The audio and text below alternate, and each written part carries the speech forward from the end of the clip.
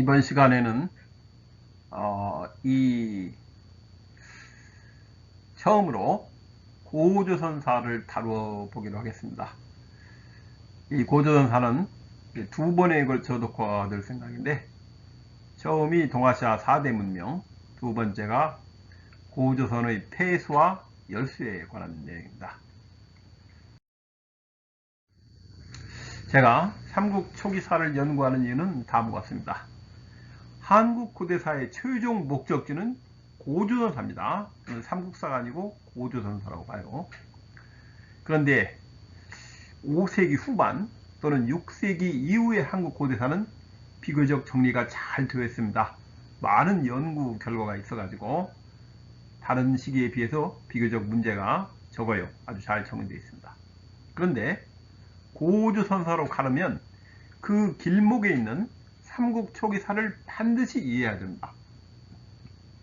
삼국 초기사 이해 없이 이 고조선사로 건너뛰게 되면 여러 가지 문제들이 발생해요. 저는 고조선사로 가기 위한 길을 닦는다, 이런 생각으로 삼국 초기사를 연구하고 있습니다. 목차는 다음과 같습니다. 기존에 우리가 아는 세계 4대 문명에 관한 이야기를 할 겁니다. 그 다음에 동아시아 4대 문명의 얘기를 해요.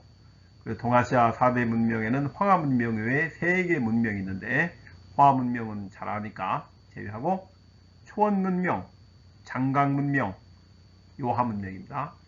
장강 문명은 얼마 전에 있었던 이 중국에서 열린 그 아시안 게임에서도 여기가 장강 문명의 그 중심지다 해가지고 소개가 됐던 적이 있습니다.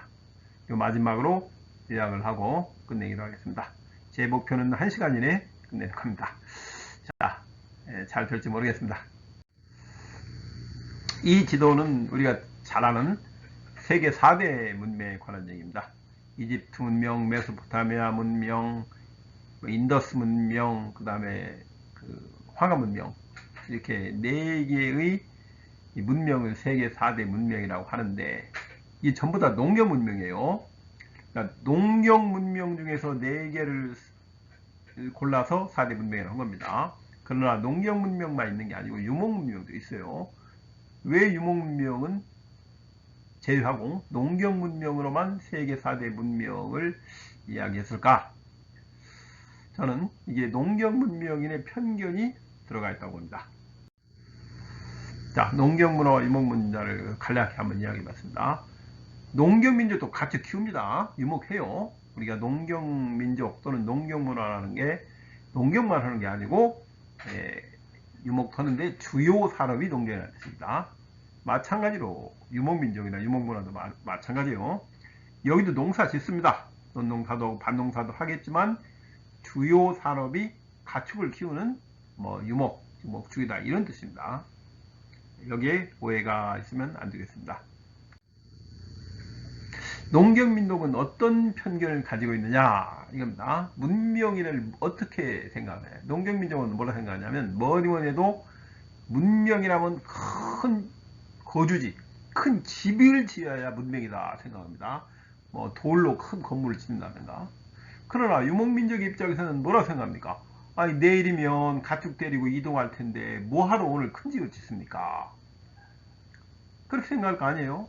실제로 삼국사기에 이런 내용들이 나옵니다. 어디에 나오는가는 나중에 보도록 하겠습니다.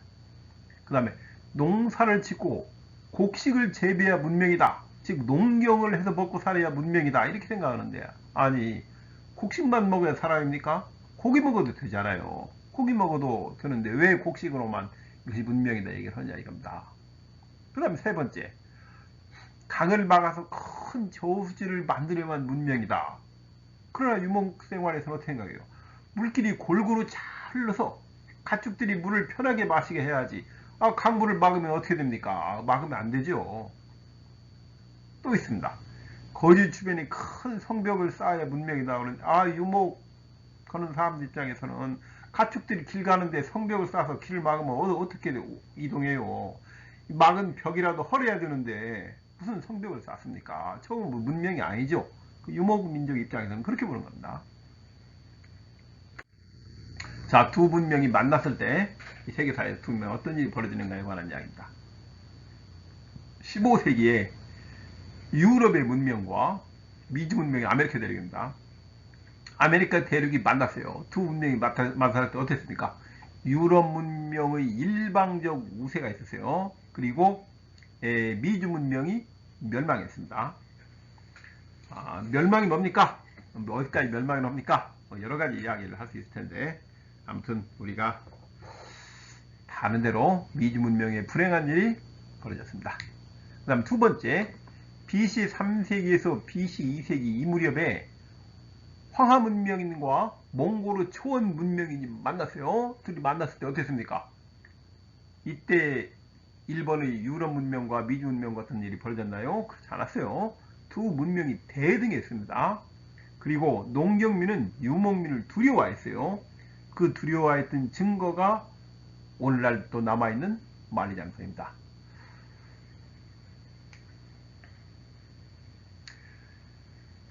따라서 초원 문명을 제외하고 농경 문명만으로 4대 문명을 구성하는 것은 농경인의 편견이라고 그렇게 생각합니다. 동아시아 4대 문명인 이제 보면은 유목 문명이 한 개, 우리가 초원 문명이라고 통상 얘기하는데 만리장성 북쪽 몽골 초원을 중심으로 만들었던 문명입니다. 그 다음에 농경 문명이 3개나 돼요. 우리가 아는 황하 문명만 있는 게 아닙니다. 황하 문명과 구분되는 문명이 2개가 더 있었어요. 대표적인 게 하나가 장강 문명, 양자강 문명이라고 또 남방 문명이라고 합니다. 양자강과 그 남쪽 해안지대를 중심으로 발전한 문명이에요. 그 다음에 요하 문명, 우리가 홍산 문명이라 바레만 문명이라고 합니다. 요하 위역을 중심으로 대개 나라와 청천강 사이에서 발전했던 문명입니다. 지도를 한번 보겠습니다. 지도를 보면 좀 더 확실해집니다. 제가 인터넷 사이트에서 이제 빌려온 건데 지형이 대충 저래요. 초원 문명 지역이 있고 북쪽과 서쪽에 그리고 동쪽과 북쪽에 요하 문명지대는 거대한 평원지대가 있어요. 그 다음에 황하와 그 남쪽까지 회수까지 황하 문명지대가 있습니다. 그리고 양자강과 그 하류에 장강 문명이 저와 같이 위치했어요. 그러니까 중앙에 황하 문명이 있었죠. 위치가 중앙에 황하 문명이 있는 겁니다.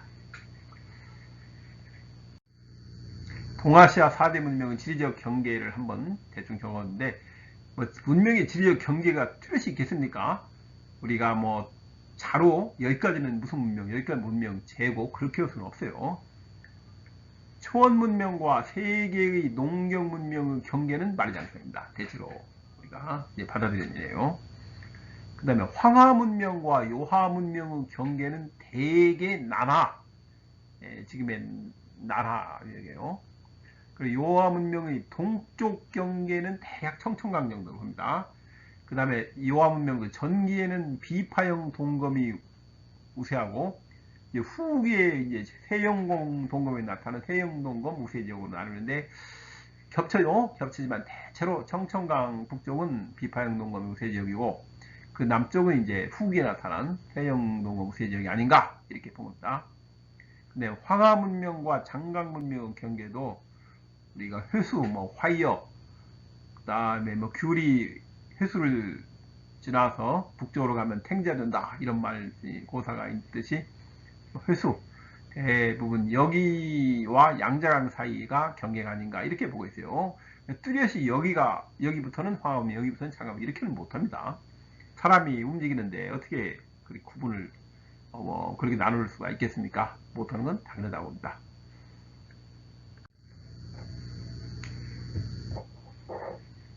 자, 지도를 한번 보겠습니다. 우리가 중국에서 하 하면 황하고 강 하면 양자강입니다. 그리고 그 사이에 회수가 있어요.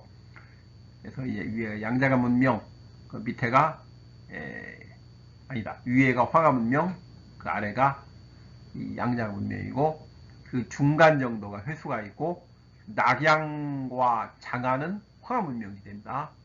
북경은 뭡니까? 북경도 황하 문명이 돼요. 북경. 그런데 북경은 요하 문명과 초원 문명이 사실은 겹치는 지역입니다. 황하 문명 시대지만. 자, 지도를 한번 대충 그려봤습니다. 제가 그린 겁니다. 제가 임의로 그린 거예요. 위에 녹색 지대가 대충 표시해 놓은 것이 초원문명지대. 그 다음에 오른쪽 동북 삼성 비롯해서 산동반도. 산동반도가 왜 요합령 지역입니까? 당시는 육로가 교통이 불편해 가지고 해로 교통이 오히려 유리했어요. 그래서 저기 산동반도는 황하문명과 요하문명의 겹치는 지역이다, 이렇게 본 겁니다. 그 다음에 초문명까지 황하문명, 요하문명 세 개가 겹치는 데가 북경, 하북성, 뭐 유주라고도 하는 데입니다. 그리고 그 남쪽에 이제 장강문명이 있어요. 이게 장강문명이 어디까지가 장강문명이고 어디까지 황하문명입니까? 그건 모릅니다. 그건 정확히 모르지만 대충 양자강 유역과 그 남쪽을 우리가 장강문명, 그리고 동남아시아 문명이 여기에서 온 것으로 그렇게 보고 있습니다. BC 4세기 내 BC 3세기 이전의 문제에 관해서입니다. 황하문명인들이 BC 3세기에서 BC 2세기 이후부터 인접 문명에 대한 기록을 남겨 그들의 시각으로 타 문명을 평가했어요. 그러니까 동아시아 4대 문명이 각자의 문명이 있어가지고 각자의 기록을 통해서 자기 문명을 기록한 게 아니고 BC 3세기 대충 이때부터 BC 3세기 이후부터 황하 문명인들의 눈을 통해서 기록되어 있어요. 소위 한자를 통해 기록된 중국의 사료들이 그런 겁니다. 그러면 초원, 장강, 요하의 세 문명인들은 황하 문명인들이 기록하기 전인 기록이 전입니까? BC 4세기에서 BC 3세기 이전이에요. 이전에 대해서는 스스로 기록을 남기지 못했는데, 그러니까 그 이전에 세 문명인들이 황하 문명이 아니고 자기들 스스로의 기록을 남기지 못했어요. 그러면 어떻게 이 세 문명들을 이해할 수 있을까? 이겁니다. 뭐 고고학적으로야 이제 우리가 이해가 되는데 사료적으로는 문헌 사료적으로 어떻게 할 것인가 이해가 안 됩니다. BC 4세기에서 BC 3세기 이전에 세 문명인들은 어떻게 살았을까? 이런 겁니다. 그리고 어떤 사고를, 어떤 가치관을 가지고 있었을까? 왜 저것을 우리가 연구하냐면 오늘날 21세기를 사는 우리가 저 문명인들로부터 무엇을 받았냐 이겁니다. 어떤 걸 받았을까를 생각하는 거예요. BC 4세기, BC 3세기 이전의 새 문명인에 대한 정보를 고고학 사료 말고 문헌 사료로 알 수 있는 방법은 없을까? 아니, 문헌 사료를 남기지 않았는데 어떻게 알 수 있습니까? 물론 당시대에는 문헌 사료를 없다 해도 그들의 후계자가 다른 데 가서 국가를 거역하고 기록을 남긴다면 그 기록에는 이전 사회가 반영되고 말입니다. 이전 사회의 흔적이 남는 거예요. 그래서 스스로, 그러니까 저 문명인들이 남에게 의사가 아니고 자기들 스스로 기록한 사료가 있으면 그것을 찾아봐야 된다. 자, 초원 문명 좀 간단히 설명하겠습니다. 몽골 초원은 동쪽의 몽골부터 북쪽의 러시아와 우크라이나, 그리고 서쪽의 튀르키예와 우즈베키스탄 등 중앙아시아 문명을 포함하여 세계 유목 문명의 총본산이다 이겁니다. 이 몽골 초원이요. 그리고 만리장성이 이 황하문명과 경계고, 튀르키예는 터키 얘기하는 겁니다. 오늘날 몽골인보다 유럽인 유전자가 더 많지만, 이 유럽이라면 특히 남유럽인입니다. 유럽인 유전자가 지금은 더 많다고 해요.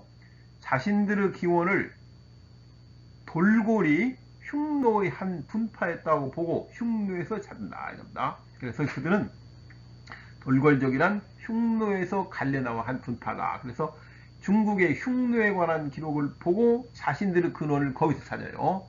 저게 이제 오늘날 튀르키예 모습입니다. 그들도 궁금해요. 중국인이 쓴 그 흉노에 관한 기록 말고 스스로는 어떤 생각을 했을까? 스스로는 궁금하죠. 그다음 초원 문명인들이 스스로 남긴 기록이 없을 때 초원 민족 후예들이 스스로 국가를 세우고 기록한 사서가 있다면 그 사서를 통해서 BC 4세기, BC 3세기 이전의 초원 문명을 유추할 수 있다. 이런 얘기입니다. 물론 똑같지는 않겠죠. 시간이 지났으니까. 그렇지만 그들의 직계 후손이 국가를 건국했다면 흔적이 남을 수밖에 없다는 겁니다. 동아시아에 순수한 단독 문명은 없다. 너무나 당연한 얘기인데, 저기 전국시대 지도를 제가 빌려다 놨어요. 연 지역인 유주, 지금의 북경 부근입니다. 하북성. 초원 황하 요하 문명의 교차점으로 연은 세 문명의 종합체다. 이겁니다. 물론 이제 황하 문명이 가장 우세하지만은 저기에는 이 초원 문명과 요하 문명 요소들이 많이 들어와 있다는 거죠. 제나라, 산동반도 얘기입니다. 황하 플러스 요하 문명입니다. 당시는 해상교통로가 더 편했다.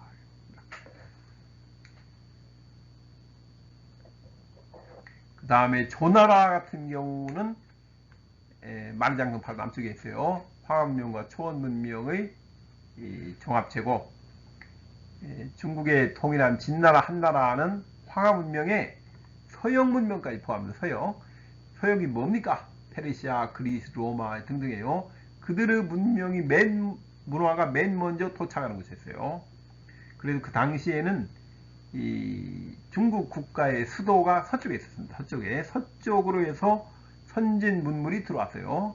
오늘날 중국의 근대 이후 명나라, 청나라 마찬가지 근대 이후는 중국의 수도가 동쪽에 있어요. 그 이유는 동쪽에서 선진 문물이 들어오고 선진 문물과의 교류가 주로 동쪽을 통해서, 즉 바다를 통해서 이루어지기 때문입니다.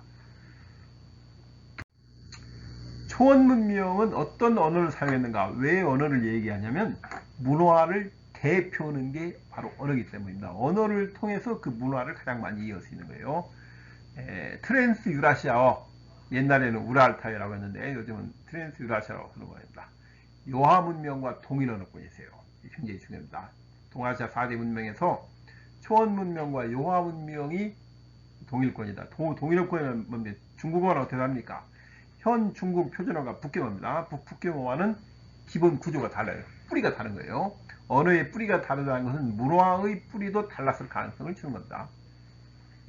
저 초원 문명 언어는 일본에서 튀르키예까지 유라시아 대륙의 북부를 중심으로 동해에서 서쪽으로 쫙 펼쳐져 있다. 여기에는 몽골어와 퉁구스어, 만주어입니다. 한국어를 포함한다. 초원 문명의 후계자들이 세운 국가가 있느냐?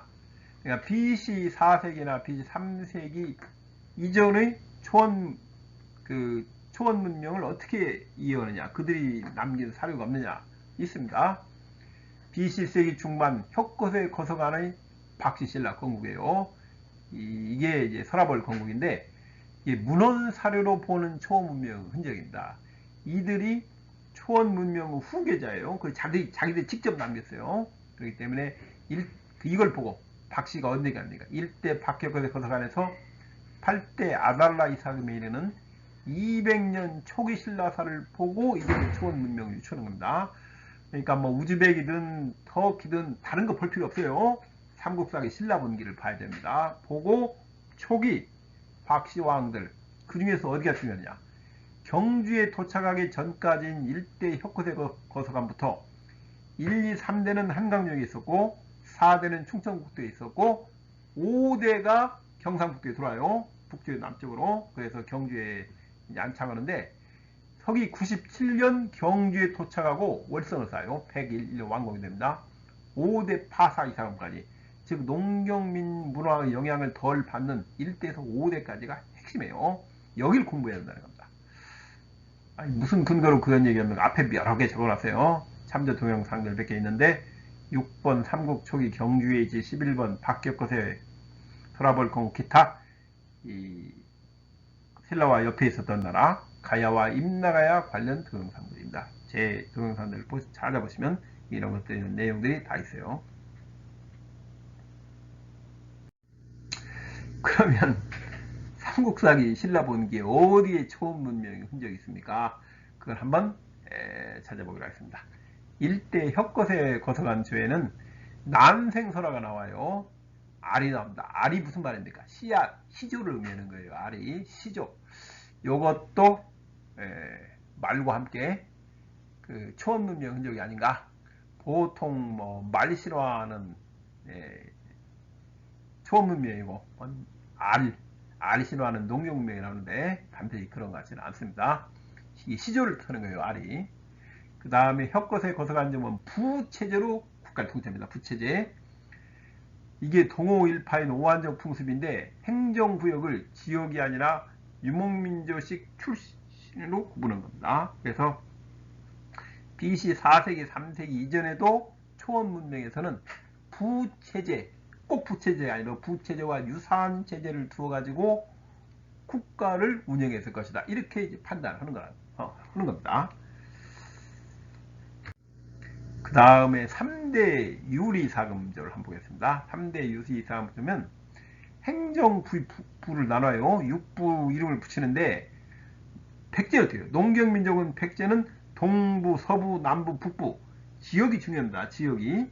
왜 그래요? 농사지면 거의 고정되어 있으니까. 그런데 유목민족은 동서남북이 의미가 없어요. 항상 옮겨다니니까. 그때는 지역이 중요한 거 아니고 출신, 즉 성씨로 구분해요. 성씨로 구분했다는 겁니다.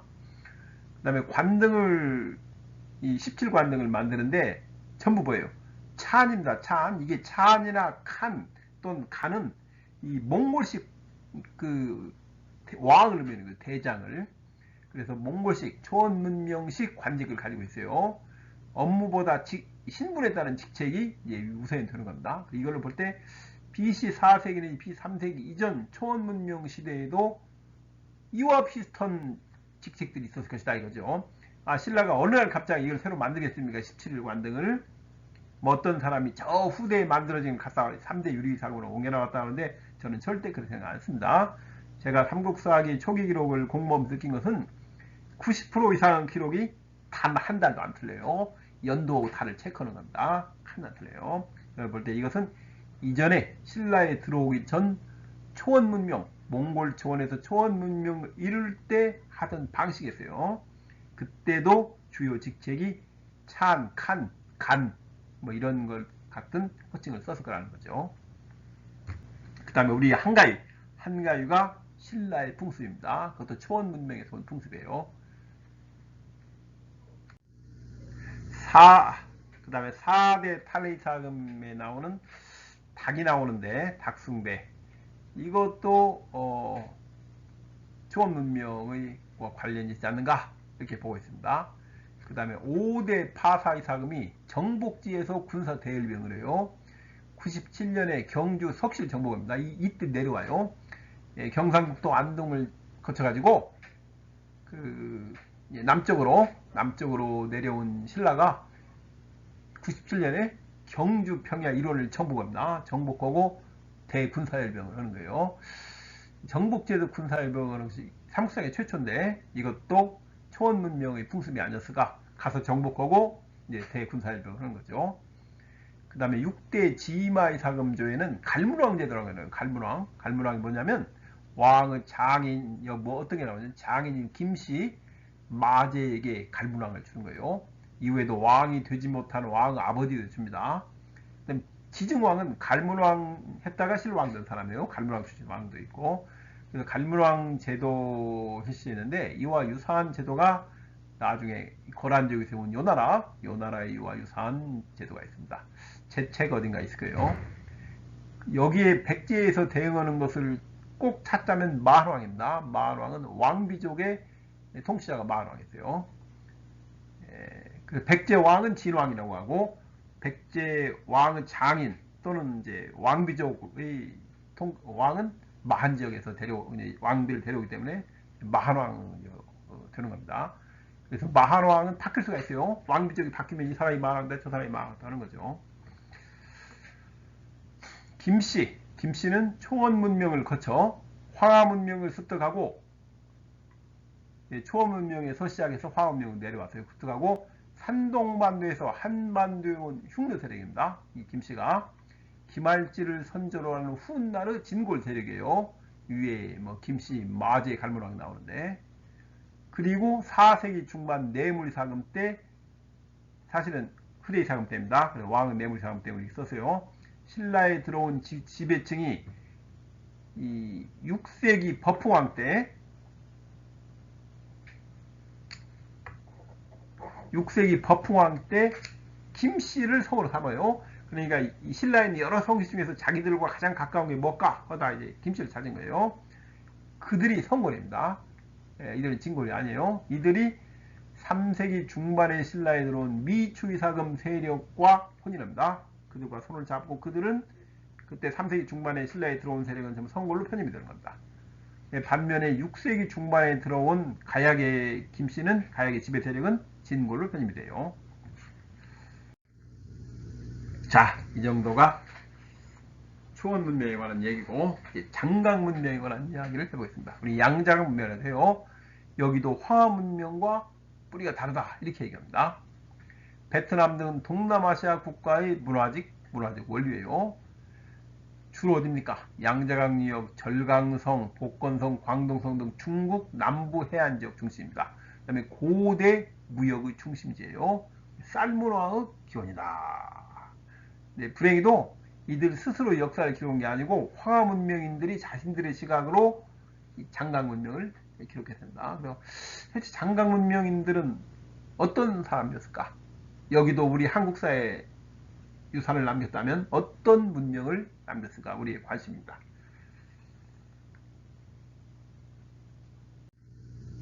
지도를 보면 대충 양자가 이래 있어요. 샹하이, 난징, 우한, 중칭, 남경, 중경이 전부 양자강 되어 있습니다. 이 양자강 유역을 중심으로 요 남쪽이 양자강 문명지대입니다. 장강 문명지대예요. 인터넷에 검색해 보니까 뭐 하모드 문화라 이렇게 나와요. 뭐 장강 문명 저기 나옵니다. 여러분도 검색해 보십시오. 그 다음에 인터넷 검색할 때는 굉장히 조심해야 됩니다. 자료가 엉터리인 경우가 많아요. 엉터리인 경우가 많기 때문에 그걸 판별을 쓸 수 있어야 돼요. 그래서 여기 나와 있는 제 그림을 너무 믿지 마시고 여러분은 자체적으로 검색하고 그 특성이 정말 맞는가, 장강 문명의 유물이 맞는가를 확인해 보셔야 됩니다. 요 맨 처음에 있는 그림이 뭔지 모르겠네. 장강 문명의 특징을 보면 코끼리라든가 물소, 코뿔소, 요즘 동남아시아에나 있을 법한 동물들이 그림들이 많이 그려 있어요. 그 당시에는 그런 동물들이 양자강과 그 남쪽까지 살았다는 뜻입니다. 그들은 어떤 언어를 썼느냐? 이겁니다. 남중국어의 통칭으로, 남중국어 뭐 하나가 아니지만 남중국과 인도 차이나 반도 언어의 기원이다 이렇게 보고 있습니다. 그럼 현 중국어는 어떻게 되느냐? 3분의 2가 북경어권이에요. 중국어 표준어. 나머지 3분의 1이 광동어를 비롯해서 여러 언어권입니다. 여러 남중국 언어권인 거예요. 그런데 한국어는 어떠냐? 한국어가 한자 발음은 기원이에요. 무슨 말입니까? 제 성이 김씨인데 북경어로는 진으로 읽는데 남중국어는 김으로 읽어요. 그러니까 한국의 한자 발음은 육지로 연결되어 있는 북경어와는 다르고 바다로 격리되어 있는 중국의 남중국어와 유사합니다. 남중국 언어와 한자 발음이 같다 이렇게 아시면 되겠습니다. 같다기보다는 훨씬 유사하다 이게 더 정확해야 되겠네요. 그게 절강성이 특히 유명한데 그 양자강 바로 남쪽입니다. 해안 지방이에요. 양자강 하류 상해부터 그 남쪽 복건성 북쪽 사이에 있는 데가 절강성입니다. 복건성은 그 옆에가 대만이 있어요. 이렇게 하시면 됩니다. 한국의 남방식 고인돌 분포지역이에요. 그 다음에 일본석에 나와 있는 오국입니다. 오국. 그 다음에 중국 사서가 기록하는 월주백제예요. 그 지역이. 그 다음에 통일신라 시대 중동인들이 기록한 통일신라기의 신라가 바로 절강성입니다. 근데 신라에 다녀왔다 하면 경제에 다녀올 수도 있지만은 뭐 당시 한반도 남쪽이다 신라니까 이 월주에 다녀온 거예요. 월주 절강성에 중국인들이 절강성에 다녀와서 기록을 남깁니다. 신라에 다녀왔다. 저 중동지방 사람이 한반도에 다녀오고 신라라고 하는지 절강성에 다녀오고 신라라고 당신 어떻게 합니까? 그것은 이 사람들이 항해 일지를 남겼어요. 항해 지형을 남겼어요. 배 타고 들어가니까 뭐가 있고 이런 것들이 지금의 절강성에 있는 항구 모습과 똑같아요. 뭐 그 유사하니까 당시에 절강성을 중동 사람들은 신라라고 했구나 이렇게 이제 알 수 있는 겁니다. 장강 문명들이 인들도 국가를 후예들이 어떤 국가를 세웠느냐. 물론 중국의 뭐 초나라, 월나라, 뭐 오나라 이런 것도 있지만은 그들의 후예들이 직접 국가를 세운 나라는 한반도에 있어요. 더 중요한 것은 그들이 스스로 기록을 남겼다는 겁니다. 2세기 중반 버류이사금은 석시신라. 석시신라가 양자강 문명의 후예들이 세운 국가다 이렇게 보고 있습니다. 그래서 9대 버류이사금에서 16대 흐레이사금에는 200년 초기 신라사를 보고 그 전에 장강 문명, BC 4세기, 3세기 이전에 어떤 문명이었던가를 유출하는 거예요. 특히 어디가 중요하냐? 2세기 중반의 9대 버류이사금에서 3세기 중반의 12대 처음의 이사금까지 100년이 중요해요. 왜 그 이유는 아니에요. 그 이유는 유목민족이 내려와가지고 신라 가야 지역을 정복합니다. 특히 변한 지역을 정복해요. 지금 대성동 고분군에서 제가 하고 있는 얘기예요. 그렇기 때문에 앞에 두겠습니다. 석시 앞에 한번 보겠습니다. 신라의 장강문명 흔적들, 석시왕조인데 3명을 볼게요. 석시왕조를 문을 연 사람 9대 버류이사금, 그 다음 10대 내이사금과 11대 조분이사금이에요. 9대 버류이사금 시기가 2세기 후반인데요. 뭐가 중요합니까? 2세기 중반 8대 아나라이사금 시기부터 시작된 목지국에 의한 진한 소국들이 멸망을 목격했어요. 이때 진한 지역의 통치로 목지국에 들어가는 겁니다. 이때. 그 다음에 10대 내이사금전은 굉장히 중요한데 정말 중요합니다. 대방군 설치를 기록하고 있어요. 아니 신라본기 어디 대방군 설치합니까? 잘 봐야 됩니다. 대방군의 설치 기록을 뿐만 아니고 임나가야와 남가야, 김해가야요. 비롯한 변한 지역 가야 소국들의 멸망을 목격했어요. 그래서 10대 내이사금조의 기록은 일본 서기 신공 49년과 신공 50년조 사이에 나와 있는 이 백제의 가야 7국 평정 기록과 정확히 일치합니다.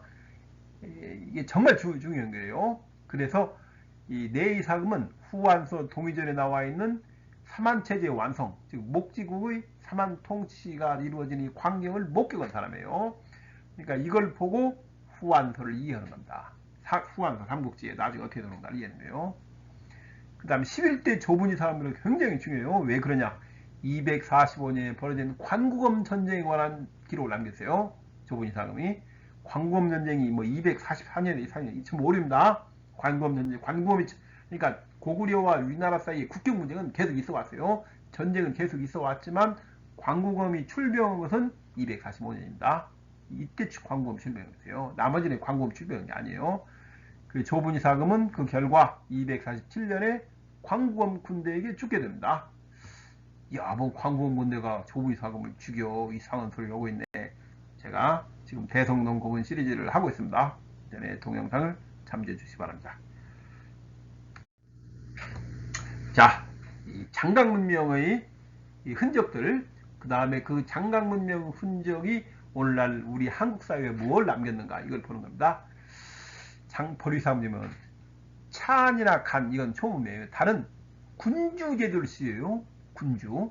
이때 시점입니다. 이게 바로 장강문명의 흔적이 아니냐 이렇게 보는 겁니다. 이전에 박씨에서는 볼 수 없던 거예요.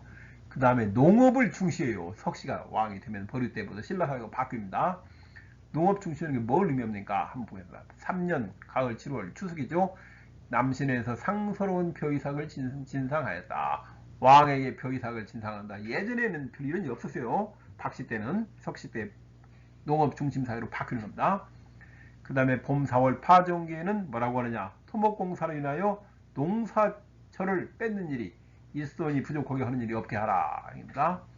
그 다음에 10년 봄 3월 한기부 여자가 네 쌍둥이를 낳았다. 이건 왜 이런 기록을 남겼느냐? 이건 다산을 장려하는 겁니다. 농사 지으려면 뭐가 중요해요? 노동력이 중요해요. 노동력이 사람이 있어야 되니까 중요하죠.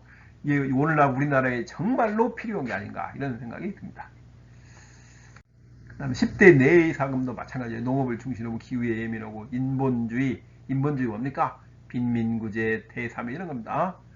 원년 가뭄이 개수다 지그시 큰 비가 내림으로 백성들이 즐거워했다. 비 온다고 즐거워하는 것이 드디어 이제 나오는 거예요. 3년째에는 나라 서쪽에 홍수가 났으므로 1년 동안 주와 현의 조세를 면제했다. 아하.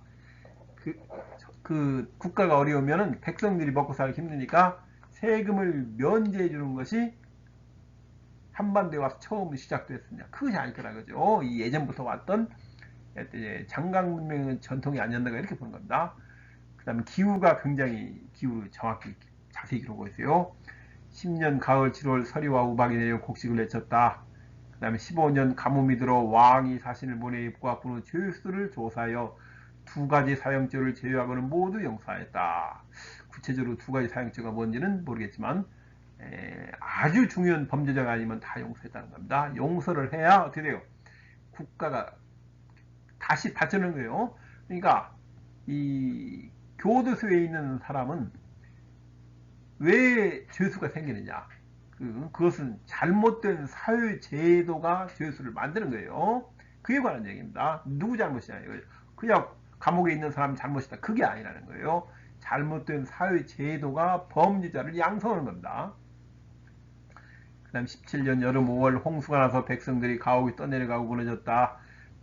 겨울 12월 그 다음에 우리가 쳤다. 아주 상세히 기록하고 있어요. 조금만 더 봐도 마찬가지입니다. 이때에서 이 기후에 관한 상세한 기록들을 많이 남겨요. 27년 우박이 내려 콩과 보리를 해쳤다. 이야, 콩을 그때부터 우리가 했구나. 오늘날 그 미국의 콩이 전 세계 콩 시장을 석권하고 있는데, 제가 그쪽에 이 학자분들에게 들은 얘기로는 미국의 전 세계 시장을 석권하는 콩이 본래 미주대륙 원주민이 먹던 게 아니고 한국전쟁 때 우리나라에 왔던 미군들이 가져간 우리나라 콩을 개량한 거라고 합니다. 그 콩으로 오늘날 세계 콩시장을 미국이 주도하고 있다고 그래요. 제가 들은 얘기입니다. 31년 봄에 비가 오지 않더니 가을 8월에도 비가 내렸다. 백성들이 굶주리니 창고를 열어 구제하였다. 겨울 10월 중앙과 지방을 조사하여 가벼운 죄는 용서하였다. 오늘날 한국 사회에 가장 많은 영향을 미치고 있는 거 농경을 냈으니까 사실 그렇지만 장강 문명의 흔적들이 아닌가 생각하고 있습니다. 눈만이 와도 기록하고 기후에 굉장히 예민했다는 걸 알 수 있어요. 조분이 사람들도 비슷합니다. 6년 봄 정월 왕이 동쪽 지방을 돌아다니며 백성들을 리문하고 구별하였다. 7년 봄 2월 골벌구광 아음부가 물을 이끌고 항복하니 집과 밭을 주어 편히 살게 하고 그 땅을 군으로 하였다. 누리가 곡식을 내쳤다. 가을에 크게 풍년이 들었고 고탕소리. 그러니까 이건 뭐예요? 이전에 박씨 신라에 보면 왕은 통치자, 전체의 군림원은 지배자라는 느낌이 강한데 석시로 딱 바꾸면 어떤 느낌이 강하냐면 백성들을 위해서 봉사하는 존재. 왕은 백성들을 머리에 이고 백성들을 위해서 살아가야 하는 존재로 바뀝니다. 우리나라가 농경사회 되면서 조선시대 오늘날까지 여기서 받은 게 아닌가 가장 많은 것들을 이렇게 생각을 했어요. 왕이란 무엇인가에 대한 새로운 정의를 하는 거예요. 백성들을 위해서 존재하는 그런 기관인 겁니다. 자, 이제 마지막으로 제가 할 얘기가 바로 요하문명이에요. 홍산 문명이라고 하고 바리만 문명이라고 한다. 호화 문명과 뿌리가 다른 문명이다. 요하를 중심으로 나나와 청천강 사이. 사실은 청천강을 압록강으로 예를 삼고 대동강이 여러 가지 많은데 대동강부터는 문화가 좀 달라요. 그렇기 때문에 되게 청천강을 봅니다. 그다음에 남으로는 바리만, 북으로는 내몽골을 포함한다. 대략 청천강을 경계로 전기 비파형 동공 무쇠지역과 후기의 세형 동공 무쇠지역으로 나뉜다. BC 3세기 내지 BC 2세기에 요하에 의해서 대동강역으로 요하 문명의 중심지가 이동했다. 문화가 대규모 이동입니다. 우리나라 삼국 건국도 저 직후에 발생해요. 이 시기에 엄청난 정치적 변화가 있었어요. 뭐냐면 이 한나라와 전한과의 전쟁에 가지고 고조선 사회가 해체되는 거예요. 고조선 사회가 해체되는 시기에 맞춰서 이 요하 문명 지역에 대규모 변화가 생겨요. 특히 요하 지역에서 대동강 지역으로 요하 문명의 중심지가 이동을 하게 됩니다. 이때부터 굉장히 중요한 거죠. 요하 문명은 어떤 언어를 썼는가? 요하 상류의 요서 지역을 흐르는 서요와 이 상류의 그 지류를 통상 서유화라고 하는 서쪽에 있으니까 북은 농경민족 언어가 트랜스 유라시아의 발원이었다. 네이처지에 나온 겁니다. 그리고 초문명과 같은 언어군이에요. 이 서유화, 그러니까 이 언어, 그 트랜스 유라시아어의 발원지가 된 서유화를 뭐라고 하냐 하면 시라무엔강, 한자로는 요낙수 했다고 합니다. 요낙수. 요낙수 했다고 하는데 맞는지 모르겠어요. 한자로는 시라무엔강을 요낙수라고 했다고 본다. 과거의 얘기입니다. 그러니까 어느 때 얘기입니다. 고조선 시대 얘기예요. 한국어 기원으로, 기원이 뭡니까? 복합어인 경우 세상에 하나가 만들겠어요. 여러 가지 언어가 섞일수록 뭐가 다양해집니까? 어휘, 표현력이 다양해져요. 오늘 한국어처럼 그 다양한 표현을 가지고 있는 게 많지 않습니다. 뭐 노란색만, 누런색부터 해서 별별 색 표시가 다 돼요. 빨간색도 마찬가지고. 그런 여러 가지 미세한 차이를 구분한다는 얘기는 그만큼 많은 여러 언어가 섞였기 때문에 가능한 겁니다. 그중에 가장 근본이 되는 게 바로 서유화 지역의 서유화지다. 여기가 요하 문명 같습니다. 그러면 여러 언어가 섞이면은 중심 언어는 뭐가 되느냐면 우월한 문화가 지배해요. 문화의 가장 우월한 건 물론 인구입니다. 인구지만은 반드시 인구를 쫓아가는 거 아니에요. 예를 들면 중남미는 전부 스페인어세요. 이게 지배층이 이 언어이기 때문에 그렇게 됩니다. 그럼 반드시 지배층 언어를 따릅니까? 그건 아닙니다. 만일에 지배층이 다수이면 뭐 얘기할 것도 없고 지배층이 소수예요. 소수 지배층과 다수 피지배층이 섞이면 언어가 어떻게 되냐면 문법은 다수의 피지배층 언어가 주도하고 어휘, 단어는 소수의 지배층 언어가 주도한다고 합니다. 언어학자들 이야기인데 맞는지 모르겠습니다. 제가 이쪽 전공이 아닙니다. 그럼 그렇게 얘기합니다. 두 개의 언어가 섞이면 문법 구조는 대다수인 피지배층, 그다음 어휘들은 소수의 지배층이 언어가 주류가 된다. 그래서 새로운 언어를 만든다겠죠. 영어가 대표적인 거죠. 자, 9000년 전에 시작된 요서지역 농경민 언어가 만주어, 중국어입니다. 한국어, 일본어, 몽골어, 터키어 등 트랜스 유라시아어 구랄타적입니다. 기원이 됐다. 이게 그 네이처지에 나온 그 논문인데, 이게 서유화입니다. 요낙스라고 했다는데, 서유화 지역에 이 지역에 살던 사람들의 언어가 트랜스 유라시아의 기원이 됐다. 한국어는 제일 가깝죠. 가깝습니다. 이렇게 이제 이야기를 한다는 겁니다. 남쪽 경계를 황하, 북쪽 경계를 아무르강으로 본 것 같아요. 그 사이에 제일 큰 강이 요하입니다. 요하에서도 동쪽이 아니고 서쪽, 지금의 요서 지역 살던 사람들이 중심이 돼가지고 그들의 언어가 트랜스 유라시아의 근간이 됐다. 뭐 이런 뜻입니다. 홍삼문화에 관해서 제가 우리나라에 뭐 전시원가 없는가 찾아보니까 있어요. 2013년 딱 10년 됐습니다. 부산대에서 전시를 했던 경우가 있어요. 내몽고 자치구 적봉시에서 발굴한 것을 전시했다고 합니다. 6000년 전 여치상 비밀이다. 뭐 이렇게 설명을 했네요. 못 가봤습니다. 못 가봤어요. 그 다음에 뭐 인터넷 검색해 보니까 주로 어딥니까? 지도가 요서지역이에요. 요서지역에서 발굴된 겁니다. 요서지역이 홍산문화의 핵심이었어요. 요섬 어디 갑니다? 나나. 이 나나에서 요하 서쪽을 요서지역으로 하는 게 제가 말씀드리는 여기 요서는 대개 요하 문명은 그 한 청천강정도까지라고 합니다. 여기 잘 보세요.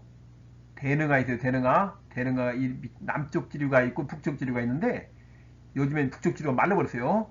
말라버려가지고 요즘 지도를 보면 북쪽 지류는 지도에 빠져 있습니다. 옛날 지도는 남쪽 지류뿐만 아니라 북쪽 지류가 있는데 지금 요즘 나오는 지도는 북쪽이 말라버려가지고 남쪽 지류만 나오는 경우가 많습니다. 요하 여기 심양이 있고 그리고 지금은 요동만이 다레만 위쪽 요동만 이렇게 돼 있는데 고조선 시대는 이게 훨씬 위에까지가 있었어요. 지금의 요택이라 부르는 그 늪지대와 그 위에까지도 당시에는 바다였다고 합니다. 제가 나중에 지도로 다시 보여드리겠습니다. 이런 것들이 홍산 문명에 남긴 유물이다 이렇게 얘기를 했습니다. 그러나 이거 너무 100% 믿지 마세요. 여러분이 찾아보십시오.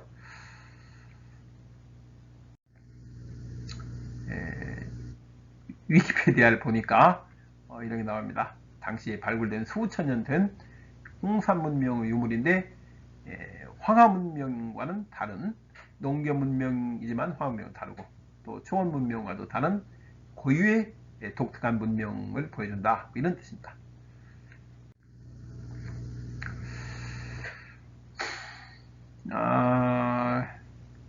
이것도 그와 같습니다. 이 홍산 문명인데 한국 문화와 어떤 관계가 있느냐 뭐 이런 관계입니다. 여기 잘 보십시오. 여기 대능한데 사실은 조양 부근에서 위로 가는 북쪽 지류가 있어요. 북쪽 지류는 지금 말라버려 가지고 그 그림을 안 그렸습니다. 당연히 고조선 시대에는 더 큰 강했을 거예요. 위에가 그러니까 홍산 문명이라는 것은 요하의 서쪽 줄기 요낙수라고 하는 그 서쪽 줄기의 상류에서 발굴된 것들입니다. 그래서 여기서 발굴된 이름을 아마 홍산이라고 붙인 것 같아요. 이게 요령성과 내몽골의 대충 경계점 됩니다. 행정구역상으로. 지금 홍산이 어딘지는 정확히 모르겠습니다.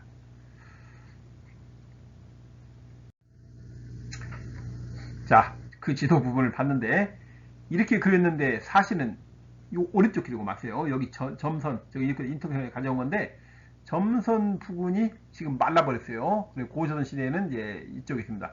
그럼 이 점선이 맞는 겁니까? 이분도 어떻게 그랬는지 모르겠는데 대충 점 찍은 거예요. 점 찍은 건데 이건 북쪽으로 했는데 약간 북서쪽으로 비스듬하지 않았을까? 그러니까 북쪽에서 부터 동쪽으로 이렇게 흐르는 거죠. 대능합 북쪽 지류가. 이분도 아마 그래 점 찍어가지고 표시한 것 같은데 대개 어디서 갈라지냐면 조양 부근에서 지류가 이제 나누는 겁니다. 지류가 나누는 게 아니고 합해진 거죠. 합해져 가지고 대능하, 소능하는 대능하 남쪽에 있어요. 작은 게 소능합니다.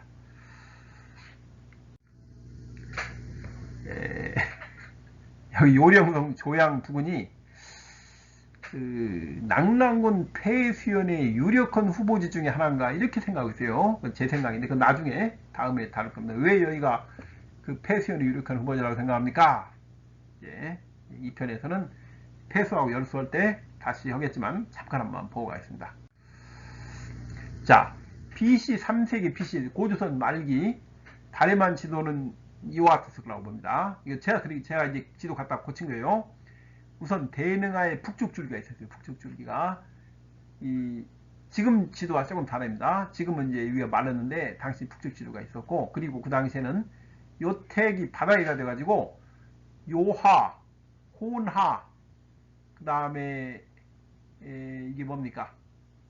태자 요 세 개가 합해졌어요. 합해서 요동만으로 들어갔습니다. 그 당시에는. 그래서 대능하를 백랑수라고 했다고 합니다. 백랑수. 이것도 제가 보고 가져온 건데 정확히 맞는지는 모르겠어요. 대능하를 백랑수라고 당시 했다고 하는데 그 북쪽 큰 북쪽 지류가 있었습니다. 그리고 요택과 그 북쪽까지가 바다였다는 거. 그래서 그 당시는 어땠냐면 요서 지역을 흐르는 강은 다 동쪽으로 바다로 들어가고 요동 지역을 흐르는 강은 다 서쪽으로 바다로 들어갔어요. 그러니까 사서에 동쪽으로 바다로 들어간다면 요서 지역이 아닌가 보다 생각해봐야 되고 서쪽으로 바다로 들어간다 그러면 요동 지역이 아닐까 이게 생각해봐야 된답니다. 그런 뜻이에요. 물론 뭐 그 이외에도 많이 있겠지만 그걸 이제 잊어버리면 안 된다는 겁니다. 압록강, 청천강, 대동강은 어디로 바다로 들어갑니까? 전부 다 서쪽으로 바다에 들어가요. 요동 지역을 흐르는 강과 마찬가지로 서쪽으로 들어갑니다. 그 다음에 요동만에서는 세 개의 강이 하나로 합해졌다는 하구가 이걸 잊어버리면 안 됩니다. 세 개의 강이 하나로 합해진다. 그럼 벌써 무슨 얘기인지 다 생각하시는 분들이 있을 거예요. 당시 요동만에는 이 지금의 요수, 그 다음에 호나, 태자가 여기 하나에 합해졌다. 태자, 클태자하고 소자도 밑에 있습니다. 소자는 안 그랬는데 작은 강이나 세 개의 강이 요동만에 하나로 합해졌다는 거예요. 자, 이게 뭐라고 가져왔냐면 한서 지리지에 낙랑군 25현이 나와요. 이 낙랑군은 이제 폐수가 낙랑군을 지르는 대표적인 강이었어요. 낙랑군에 속한 속현 25현의 이름이 1번 조선현부터 25번 부조현까지 쫙 나오고 뭘 기록했냐면 각 현의 특징을 기록했어요. 각 현의 특징이라는 것은 다른 현과 구분되는 그 현만의 특징이에요. 예를 들면 조선현, 1번에 조선현 쓰고 조선현 뭐라고 했냐면 과거 기자가 봉해진 곳이다 이렇게 있습니다. 그렇다고 조선현이 기자가 봉해졌으면 25개 현에 다 왔으니까 당시에 기자가 25명인가? 그렇게 생각하는 사람 없습니다. 다른 현에는 기자가 봉해지지 않고 조선현에만 기자가 봉해진 장소이기 때문에 다른 현들과 구분되는 조선현의 특징이 드는 거예요. 그래서 어떤 현의 특징이 나오면 이것이 다른 현과 구분됐구나 이렇게 하는 겁니다. 이 중에 3번이 폐수현이에요. 폐수현은 뭐라고 했냐면 물이 서쪽으로 흘러서 증지현입니다. 여기 7번 증지현으로 해서 바다로 들어간다. 폐수가 서쪽으로 흘러 여기 물이 폐수예요. 폐수 서쪽으로 흘러 증지현이 바다에 들어간다. 이 말은 무슨 말이에요? 폐수가 낙랑군을 통과하는데 폐수현만 물이 서쪽으로 흐른다는 얘기예요. 그러니까 폐수현이 다른 지역과 구분되는다는 얘기입니다. 나머지 현들은 그렇지 않다는 얘기예요. 동쪽으로 흘러가나 아니다는 얘기예요. 그래서 이 기록은 통상적으로 뭐로 쓰냐면 폐수가 서쪽으로 들어가는 강이 될 수 없다. 만약에 폐수가 서쪽으로 흘러 들어가면 이게 특징이 될 수 없죠. 폐수현 안에 폐수현만 특별히 서쪽으로 흐르는 부분이 있다는 거예요. 그래서 이 기록은 폐수가 서쪽으로 흐르는 강이 될 수 없다는 증거를 써요. 서쪽으로 들어가는 강이 어디입니까? 요동과 한반도 북부입니다. 그 증거를 들 때 가지고 오는 기록이 이거예요. 이 폐수현 기록. 폐수현의 고유 특성. 근데 통상적으로 물이 흐르다가 물이 반대로 흐르는 지점이 나타나는 경우는 어느 경우가 많냐면 강이 흐르다 그러면 반대로 잠식되면 대부분 강물이 합쳐지는 경우예요. 두 개의 지류가 합쳐져서 하나로 하는 부분에서 이런 현상이 많이 나타납니다. 반드시 그런 건 아니에요. 그래서 낙랑군 폐수현의 유력 후보지 강이 합쳐지는 것을 골라봤습니다. 하나가 여기입니다. 이 근처가 그러니까 폐수는 반드시 서쪽으로 들어가면 안 됩니다. 이 서쪽으로 들어가는 강들은 한서 지리지에 의해서 폐수가 될 수 없어요. 그러니까 서쪽으로 들어가는 강, 요동을 흐르는 강과 한반도 북부를 흐르는 강 다 뺍니다. 다 빼버려야 돼요. 그리고 나머지 강에서 이제 이런 곳을 찾는 거예요. 대능하 조양 부근, 그 다음에 난하, 난하도 보면은 여기 이렇게 겹치잖아요. 난하는 여기만 겹치는 게 아닙니다. 그 나라 밑에가 해하라고 해서 해하. 나라는 위고 해하 화이어강인데 위에가 조백하, 그 다음에 영정하, 그 다음에 대청하. 되게 뭐예요? 그러면 여기가 혹시 폐수현이 아닙니까? 몰라요. 모르지만은 이 해하 위협권은 화문명권입니다. 요하문명권이 아니고 화문명권이에요. 그 다음에 이게 난하인데 난하는 화문명권과 요하문명권은 되게 경계예요. 이게 경계입니다. 난하도 보면 여기 빨간색 외에도 강물이 이렇게 합쳐지는 것도 있어요. 이런 데서도 강물 흐름이 반대로 흐를 수가 있습니다. 후보지에 들어간다는 거죠. 구체적인 얘기는 다음 편에 쓸 겁니다. 이거 하나 가지고 결정은 아니니까 제가 다음에도 하겠습니다. 제가 한다고 해서 새로운 건 하나도 없어요. 저도 이전에 해놓은 사람들 거 기록을 쭉 보고 그 중에서 이게 합리적에 따라서 고르는 겁니다. 제가 새롭게 만드는 얘기는 하나도 없습니다. 조선 지폐라고 배인이 있었다고 합니다. 5세기 남송인데 이 한서 지리지 보승판이라고 하는데 여기 열수라는 강을 뭐라고 설명했느냐 이겁니다. 장안이라는 사람이 말하기를 조선에는 이 고선생입니다. 뭐가 있냐 이거죠. 습수, 열수, 산수에 강이 3개가 있어가지고 3수가 합해서 열수를 만든다. 3개의 강이 모여 열수가 된다 이겁니다. 거기를 우리가 이 한서 지리지라든가 그 다음에 한서 또 뭐가 있죠? 그 잠깐 잊어버렸는데 그 열구라고 합니다. 그러니까 열수의 하구를 열구라고 해요. 열구가 그 한과 전환이죠. 고조선이 전쟁을 때 한나라 수군이 상륙한 지점이에요. 열구가 그 세 개의 강이 모이는 지점에 한나라 수군이 상륙했어요. 그 이유는 그 서쪽에 그러니까 열수의 서쪽에 고조선의 수도인 왕검성이 있었어요. 그러니까 왕검성은 폐수와 열수의 가운데에서 열수하구 열구 쪽에 있었어요. 왕검성이.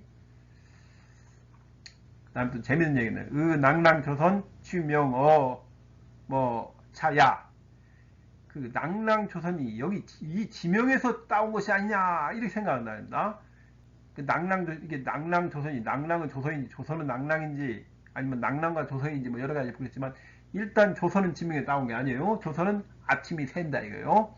조 아침조 뭐 샌다 이런 뜻입니다. 아침이 밝아온다. 모닝 calm 뭐 이런 얘기 때문에 이건 지명에 따온 거 아닙니다. 그러면 낭랑이라는 이름이 나오는데 이 낭랑이 위에 있는 강 이름과 관련이 있다 이거예요. 강 이름과 이 지역에 있는 강.